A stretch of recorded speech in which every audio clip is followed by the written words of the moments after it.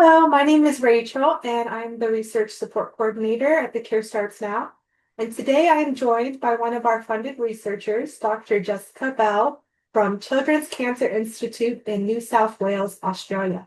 Welcome, Dr. Bell. Hi, Rachel, and thank you so much for inviting me to have this chat and talk with you about my research. Of course. So I know back in 2024, the Care Starts Now funded some of your research into lactate biology in DMG. So we definitely want to dive into that today. But first, I'm curious, what first led you to study metabolism and lactate in DMG? Okay, well, I've been researching children's cancer for almost 20 years now, mostly neuroblastoma, and just different projects led me to be interested in DMG and DIPG. And another project, it looked like lactate was doing something, and it made me look, down the rabbit hole. Okay, why is lactate or lactic acid important in cancer and something that we might want to target and reduce? And then I just found all this knowledge and all these papers with really interesting findings and thought, wow, this hasn't really been done in DMG before. And I would love to be that person or one of the people to first look at what lactic acid or lactate is doing in DMG and if it's something that we should be targeting and thinking about more. So yeah, if you have a PowerPoint or something you would like to share, we'd love to learn about what your team discovered about lactic acid or lactate in DMD. Let's do it. Okay, so we'll just dive straight into my work that I've been doing with a bit of background so you guys can understand my results. Some of this work I've been doing with a really talented MD honors student, Willow, who we hope maybe might go into pediatric oncology, who knows, but she's doing really good research at the moment. And I'm also in the group of Professor David Ziegler, so he's an important part of this work too. So, as many of you might know, diffuse midline glioma or DMG is an incurable cancer. Um, Many of these kids, some of them only last 4 months or a year. And it is typified by this H3K27M mutation, which changes how the genes in the cancer cells are expressed to become oncogenic and less of those tumor suppressor genes are expressed. And as we know, there are very few therapeutic approaches available because of the location of the tumors in the midline of the brain. Surgery is very difficult. The cells of the tumors are also very diffuse. So, with the tumor cells, there's a lot of normal tissue as well. So, surgery is out. Chemotherapy is really hard to get working. In the past, it hasn't worked because it doesn't cross the blood-brain barrier, but also just because DMG is a very different type of tumor. Therapies which worked with other adult cancers and children's cancers just don't work in DMG. So we're left with radiotherapy, which is not curative. It does buy patients another 3 months or so, but it's also pretty hard on those children. And as I said before, it's not curative. More recently, there are a lot of programs looking into targeted therapies and precision medicine. So they're looking at different mutations and even sometimes growing cancer cells from the patients and seeing what drugs might work from drug libraries, but also people looking into things like CAR T cells. So, into the lactate side of the story, I just want to make clear that lactate is a normal part of life. Lactate is a signaling molecule that's normal in our bodies, it's normal in brain tissue. In our brains, there's a lot of cycling of lactic acid for memory, proper brain function, and we tend to have about 1 to 2 millimolars of lactic acid in our brains and also in our blood, except if we're doing like a lot of exercise or something like this, or if someone's had a seizure, someone is unwell, then lactate might be elevated somehow. But if you're healthy, it should be around 1 millimolar. So actually, the story of lactate and cancer is a really old one. Seeing that lactate or lactic acid is really high in cancer cells is one of the oldest observations scientists actually found. So in the 1920s, um, Otto Warburg or Warburg described that tumors overproduce lactic acid. So as we talked about a little bit before, in normal cells will take glucose, and if there's enough oxygen there, they will turn that glucose into other forms of energy through the TCA cycle and acetyl-CoA. If a normal cell, like a muscle cell or something else, does not have enough oxygen, they will use that glucose, push it through the pathway where they'll have glycolysis, and the pyruvate will turn into lactate or lactic acid, as we commonly refer to it as well. But this system is hijacked in cancer cells. So even if the cancer cell has oxygen there or no oxygen, it still passes the glucose through the normal pathway, through glycolysis to make lactate. Originally, scientists thought, well, this lactate that the tumor cells are making, it's just a waste product. The tumor cells are just abnormal. It's not doing anything really. But in more recent years, we have found the lactate is associated with the aggressiveness of these tumors, and it increases resistance to drugs, radiation, and even emerging immunotherapies, which are important in cancers like DMG. So understanding lactate in cancer cells is important in therapy response. One interesting thing about lactate, which is very recent, so a Nature paper, as we like to say in science, Nature paper came out in 2019, and that showed that lactate binds lysines, an amino acid, on histones. Histones are something important in DNA and also other proteins in what is called lactylation. So basically, that lactate changes how DNA is shaped and the activity of genes and proteins in cells. So it's really important. This is a link between that lactate and metabolism and our DNA and how that DNA is functioning. So this was a really important study. And what's interesting here is even though the H3K18 lactylation on histone 3, they found to be quite important in immune function, and a lot of people have found this to be important in cancer as well. The H3K27 site, which is also modified in DMG, so it's often mutated, is also lactylated, and less is known about this. So the lactic acid or lactylation pathway is quite complex. As I said before, glucose and lactate can be shuffled in and out of cells.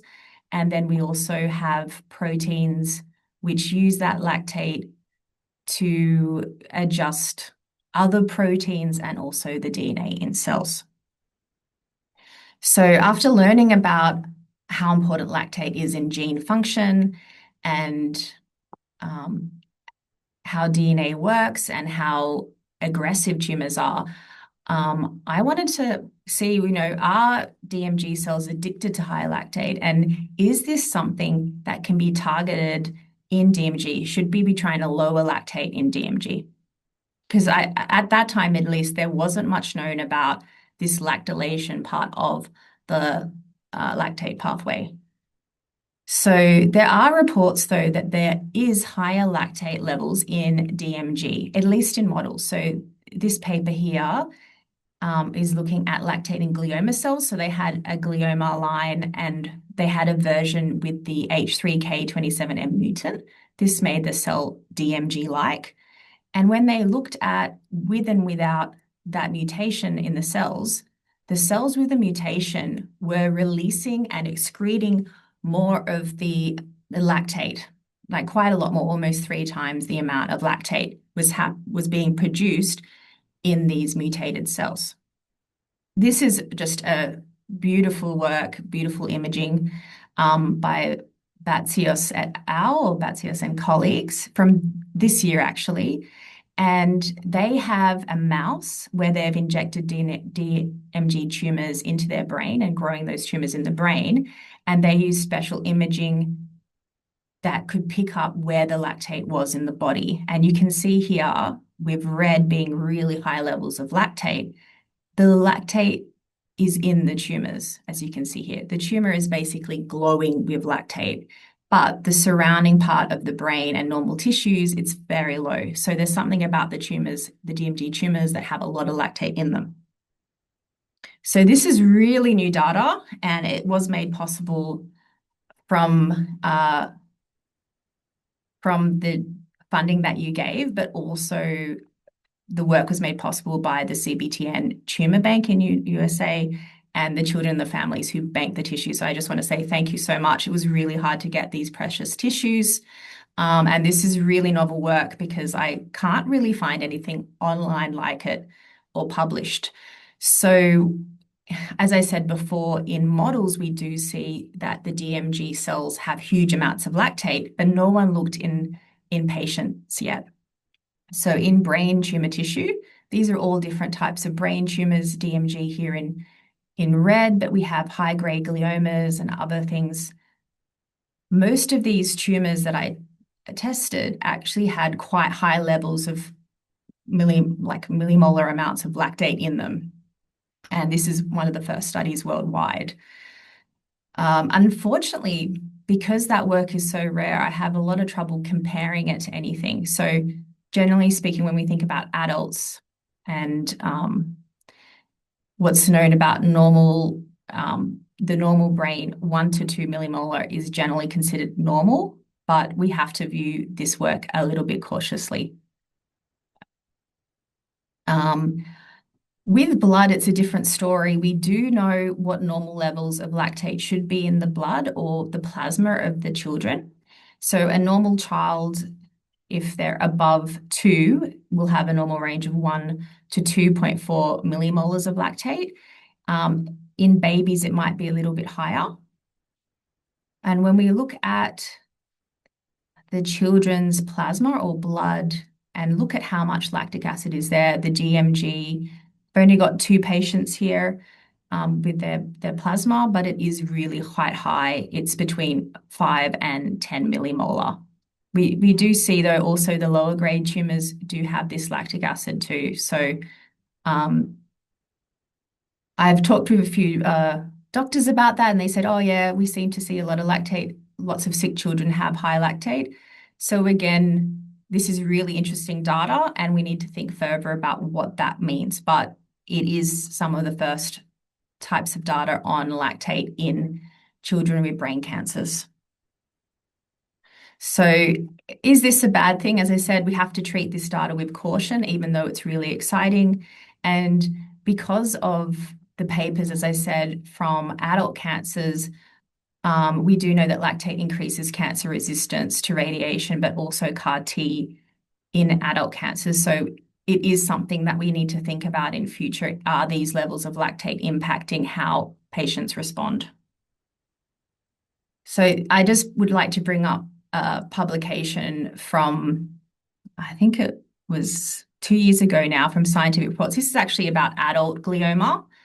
It is about lactate, though, and the interesting thing with this work is they somehow were able to freeze plasma from a whole cohort, thousands of different adults. And when adults got certain diseases, they did studies on them. And they had a cohort of adults which went on to get glioma, and they went back and they looked, okay, what was their plasma like before they got glioma? Was there something different in their metabolism? And those studies show that the main outlier that was higher in the pre-diagnosis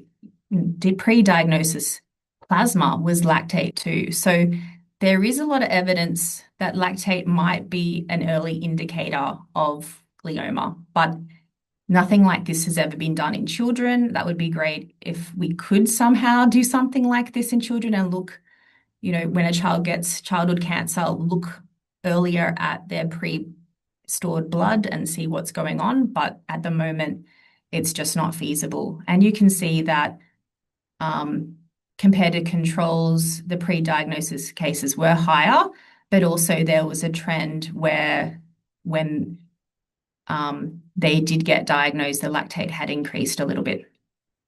So back to my work here, I wanted to see if these genes which drive lactic acid Changes to the DNA were changed in DIPG patients. And I can see here that when I looked at all these are in this case DIPG and DMG cases versus lower grade gliomas of the brainstem, that these drivers of lactylation and lactic acid coming into the cell are expressed more highly in those DMG tumors. So they're more red. And if we combine the power of all these genes together, we can see that the lactylation signature, as I like to call it, is much higher in the DMG tumors compared to the brain stems. And this could be mainly from the CAT2A gene. That seems to be one of the critical genes in this signature. So I also wanted to look at the lactate and lactate levels in the cell lines that we have in the lab. And you can see here, this is total lactylation. These are all different proteins, and every line is a different lactylation event. And we do see various patterns along different cells. The H3K27M mutation, which is on the 3,3 histone 3.3, does have very high levels of lactylation compared to a wild type cell type. And this is also repeated in another cell pairing with DIPG13, which has the H3K27M mutation versus the wild type. We see more lactylation of the proteins here. And I also looked at the levels of lactate because they probably should be correlated with the lactylation levels. And I did see more or less some correlation, although it's not a strict rule. I did see again that the H3K27M mutants had more lactate in them compared to their equivalent wild type cell lines. But when I looked across all the different cells and said, okay, this group of cells has H3K27M mutation, these ones are wild type here, I didn't see a clear trend. So this suggests that possibly P53 mutations or other mutations happening in those cell types are also affecting lactate. So it's not just as simple as the H3K27M has high lactate, the other ones have low. It's a more complex story that I'm trying to work out a little bit why this is happening. So next I wanted to add lactate to the cells. Do they grow better? Do they die? Does anything happen if I just add back physiological levels of lactate? So as you remember from my work with the tumors, we saw that between 5 and 10 millimolars of lactate, many of these tumors had those in them. So when we add these levels back to the DIPG cells, which are grown without lactate, I didn't see many changes when I grew them adherently. So this is just growing them on a flat layer on plastic. Although one cell line did respond a little bit to 1 millimolar of lactic acid. When I grew cells as spheres, so these are a little bit more physiological, a little bit more like how a tumor would grow. We do see that lactic acid does give a slight effect. This is 1 millimolar, so very, very low amounts of lactic acid. This is actually normal amounts of lactic acid. Even with normal amounts of lactic acid that we'd find in our bodies, the DMG cells like it and they're growing a little bit faster. If we add lactate to these cells and look at the lactylation, so those changes to the proteins and the DNA, we do see when we add lactic acid in combination with serum, we have a lot more general protein lactylation, as well as changes to the DNA level lactylation. Which is the reverse here now, we're going to inhibit lactylation and lactate with oxamate, which is a drug. When we add this drug reducing lactic acid production, we do see many of the cell lines or the majority of the DIPG cell lines, including those with the H3K27M, so the DMG cell lines, they do have a response to the drug in that we have less confluence or less viable cells when we add this inhibitor to the cells. So that was with adherent growth, and now looking at serum-free spheroids, we do see that quite low levels of oxamate. So 20 millimolar sounds like a lot, but for this particular drug, it acts more like an antibiotic or a metabolite in the treatment amounts, and 20 millimolar is decreasing the spheroid size of these two tumor cell lines. And here too, just going through all these different cell lines, we see that the total lactylation is also impacted by treating the cells with this lactylation and lactate inhibitor oxamate. So treating oxamate, we do see less even after 24 hours, which is a short amount of time. We do see less of the lactylation. Part of my studies, which were funded, was also looking into the actual lactylation events. So not just looking at the total, but which actual proteins are lactylated and affected by that excess lactate found in the cells. I couldn't do this myself, so another investigator on the grant, Terry Lim from Monash, and his group leader, Puya, they performed what's called mass spectrometry, and they can see when they look at individual parts of the proteins, a shift in their size, and that particular certain size will indicate that the protein is lactylated, and they can even tell what amino acid on the protein is being affected. I mean, it's always lysine, but they can see which lysine is lactylated. And this is just a taste of some of those lactylated proteins, some really interesting RNA binding proteins, and also calcium effectors and things to do with DNA damage response, such as an NME1. And a really interesting, beautiful paper just came out this year, I believe, also looking into lactylation in DMG. And they also found that NME1 was lactylated, and they went on to show that that could be important in DMG. So I think this points to the fact that I am on the right track with this list of proteins, and I'm trying to work out how we can use that knowledge to understand better DMG, but also find new therapies and insights into DMG. When I put the lactylated proteins into a program to ask, what do these proteins have in common? Are there any particular pathways?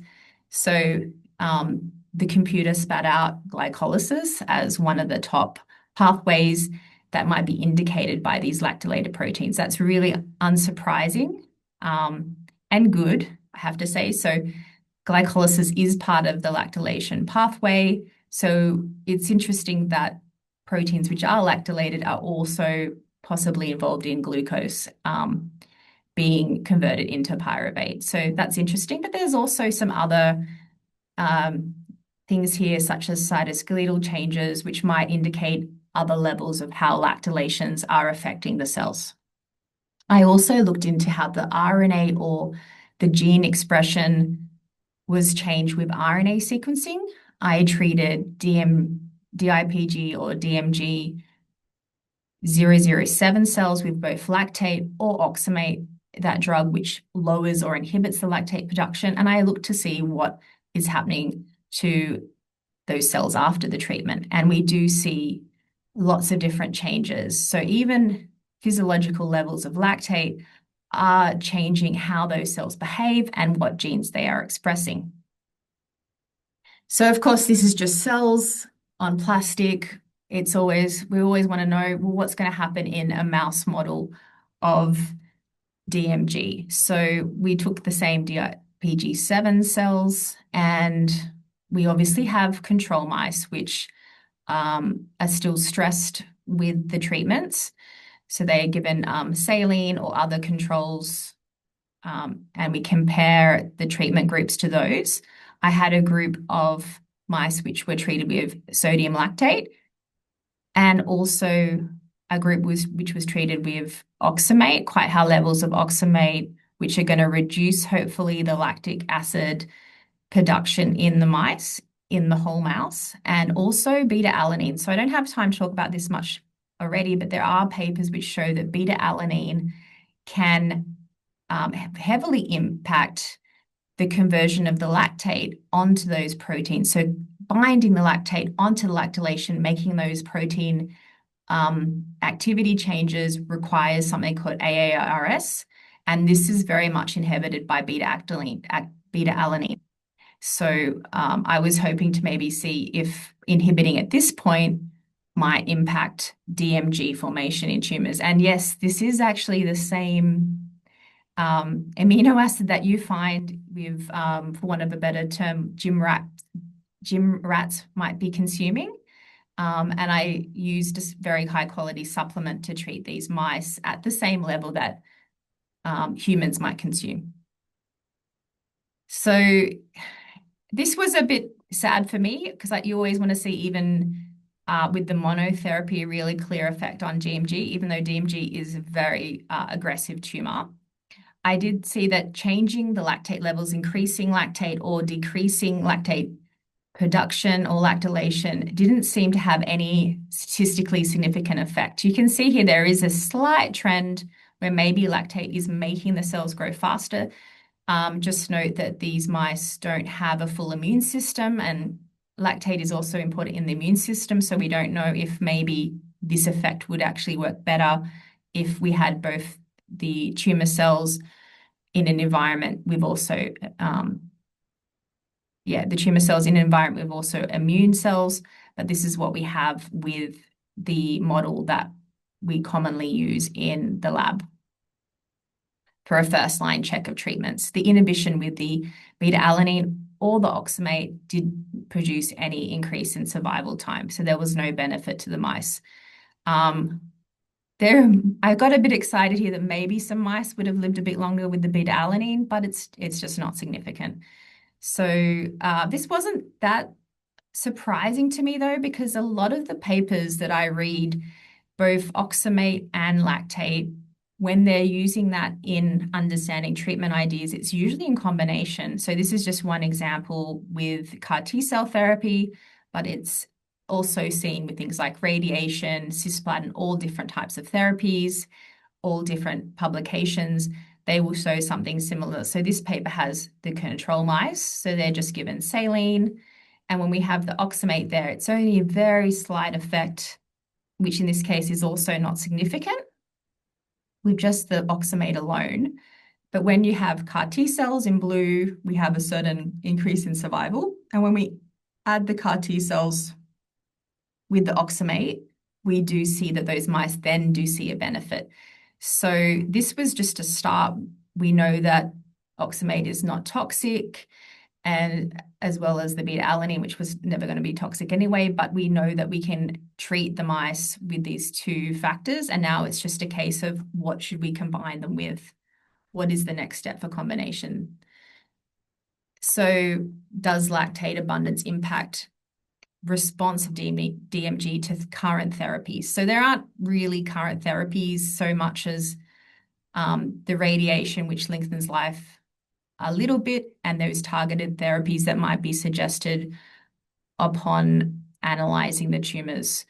But let's see if lactate can, in fact, affect these things. So first of all, just looking at radiotherapy. So we're using these spheroids, these mini tumors again, to look at the effects of radiation in this lactic acid context. So lactic acid does actually increase the resistance to the radiation therapy. And interestingly, this was at amounts that we also see in the patients. So here, the solid black line, if you can see here, that's just the cells growing happily in their normal conditions. When we add a bit of lactate on top, we do see a slight increase in growth. So they're slightly happier again with a bit of lactate. When we have radiation, which are these two empty circles here, the black line represents DMG cells, which are irradiated, and we do see a drop in viability, is what you would expect, a drop in the size of these spheroids when we have radiation. But when those irradiated cells also have the lactate present, we lose the effect of the radiation. So this might suggest that lactate is a factor in how well radiation works. But these are just cells on plastic at the moment, and it would be good to look at this further in a mouse model. So on the flip side, looking at oxamate, and if you remember, oxamate is reducing the lactate levels in the cells. We see that in this case, with this particular model setup, this level of oxamate doesn't really produce a strong effect on the spheroid size on its own. But with radiation, we see a huge drop in the size of these cells. So radiation, of course, on its own does have an effect. But when we add that radiation to the oxamate, we do see that these spheroids are significantly smaller. So this is radiation alone, which does give a certain effect. And when we add that oxamate on top, the spheroids are a lot smaller. So this suggests that oxamate could perhaps have potential increasing radiation sensitivity in DMG. So it would be good again to look at this effect in a mouse model. So just to summarize my work so far, lactate is highly abundant in children with brain cancer, including DMG. So we did see at both the plasma and the tumor level, there is quite high lactate there. This also allowed me to understand what levels of lactate I should be treating my cells with, which is really important because there's not much knowledge out there. But because there aren't many samples, there's very few patient samples I'm looking at, and I'm one of the first people to look into this, we have to treat that data with a bit of caution, although a lot of interest. I was also able to show that DIPG and DMG cells both have lactylated lysines. It's not just about the H3K27M mutated cells. Other high-grade gliomas and cancers do have these lactylated proteins. And I could find some novel lactylated proteins in DMG. Oxamate, the drug which reduces lactate production, as well as lactate, can be used to manipulate these lactylation levels in cells when we grow them on plastic. But when we're looking into DMG growth in vivo, whatever with that particular model and the amounts of lactate and oxamate given, we did not see any growth effects with these things on their own, but that is consistent with much of the literature in that oxamate is much better performing as a combination drug. Really excitingly, my most recent piece of work shows that lactate abundance impacts radiation. And because this is the standard of care for DIPG, it's really important to look at drug possibilities, including lactate, in and after the treatment of radiation. So that's really exciting. And I'd like to look into that more in vivo. So the current stuff that I'm working on is looking further into how lactate affects the DNA. So as I said before, lactate can physically change the shape and the structure of the DNA and how the genes within it work. So I want to look further into that with sequencing methods. I'm also trying to identify these combination drugs. So if I'm going to do that mouse work again, I need to back up that oxamate with other drugs and see what is happening to the DMG tumors and if we can get a benefit there. Because lactate and oxamate really do affect the immune cells in patients as well. Although it's not funded by this project, I'm also looking forward to understanding how lactate and oxamate or other drugs that impact lactic acid pathways and lactylation might affect emerging immunotherapies such as CAR T. But, the important thing about the work that was funded was just trying to get a baseline. What is happening when we add lactate? What is happening when we reduce it? And my work has gone quite far to understanding this very basic knowledge that was required to go further with more sophisticated combination strategies. So, of course, I couldn't do it alone. So I have to say a big thank you to, of course, I don't know, there's so many different organizations that have given money to the Cure Starts Now and the DIPG collaborative. I just want to say thank you so much for the support for that work. You can see that I've really contributed a lot to the knowledge of lactate in DMG. A big thank you to Willow, my student at the moment, and of course David Ziegler and his laboratory group for supporting me in that work. Some of my work did contain, actually quite a lot of my work because the cell lines also come from tumors from patients and etc. But thank you to the patients and their families for donating tissues, which we use to grow cells and also to do studies like look at the lactate levels in the tissues. And as I said, the CBTN was the organization which collected the tissues that I used, and I'm very thankful to them for giving me the chance to study lactate in plasma and real tumor samples. So thank you to all.